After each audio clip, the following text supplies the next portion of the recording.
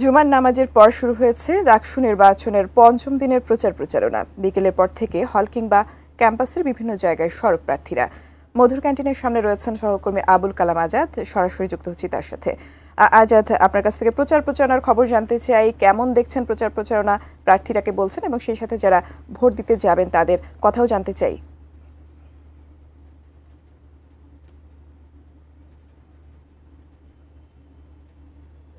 খ্যাত ডাকসু ছুটির দিন বলে কি তাই বলে নির্বাচনী প্রচারণা ঢিলেঢালা থাকবে? না, একদমই না। জুমা নামাজের পর থেকেই বিভিন্ন প্রার্থী প্যানেল তারা নির্বাচনী প্রচারণায় নেমে পড়েছেন। অসংখ্য শিক্ষার্থী ঢাকা বিশ্ববিদ্যালয়ের 17-18টি হলে তারা থাকেন, পড়াশোনা করেন, যে কারণে প্রার্থীরা ছুটে যাচ্ছেন তাদের ভোটারদের কাছে, শিক্ষার্থীদের কাছে। আর স্বভাবতই বলা যায় যে ছাত্রদল সমর্থিত প্যানেল আবু বাকের মজুমদার, আব্দুল কাদের, ভিপিজিএস পদে যারা প্রার্থী রয়েছেন তাদের অনেকেই প্রার্থীদের কাছে যাচ্ছেন। তবে গণমাধ্যমের কাছে তারা নির্বাচনী আচরণ বিধি লঙ্ঘন হচ্ছে সেই বিষয়ে অভিযোগ তুলেছেন। বলছেন যে ছোটোখাটো উপহার, খাওয়া দাওয়ার নামে এসব চলছে, তাই এই বিষয়গুলো যাতে কমিশন কিংবা যারা এই আচরণবিধি লঙ্ঘন করছে সেই জায়গাগুলোতে সতর্ক করার জন্য ব্যবস্থা নেওয়ার জন্য। অপরদিকে আজকেই প্রথমবারের মতো এজিএস পদে স্বতন্ত্র একজন প্রার্থী যিনি মহিউদ্দিন রনি, তিনি নির্বাচনী প্রচারণা আনুষ্ঠানিকভাবে শুরু করেছেন গণমাধ্যমের সামনে মধুর ক্যান্টিনে।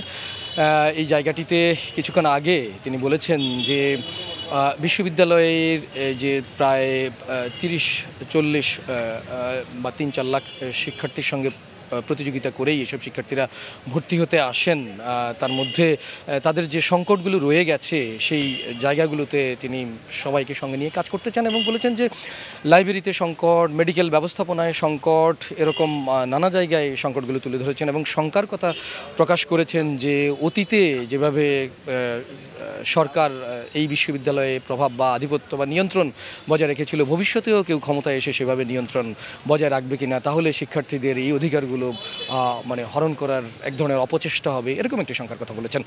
সবশেষে আপনাকে আরেকবার জানিয়ে রাখতে চাই যে প্রায় 40,000-এর মতো ভোটার রয়েছেন। এর মধ্যে 28টি পদে ডাকসুতে এবার লড়াই করছেন 471 জন প্রার্থী। এর মধ্যে নারী প্রার্থীরা রয়েছেন 62 জন, ভিপি পদে নির্বাচনে প্রতিদ্বন্দ্বিতা করছেন 45 জন, জিএস পদে 18 জন। আর 7 তারিখ রাত 12টায় বা মধ্যরাতেই নির্বাচনী প্রচারণা শেষ হবে এবং তার ঠিক একদিন পরে 9 তারিখ ডাকসু নির্বাচনের ভোট গ্রহণ অনুষ্ঠিত হবে। তো এখনকার মতো এই ছিল আমার কাছে সবশেষ।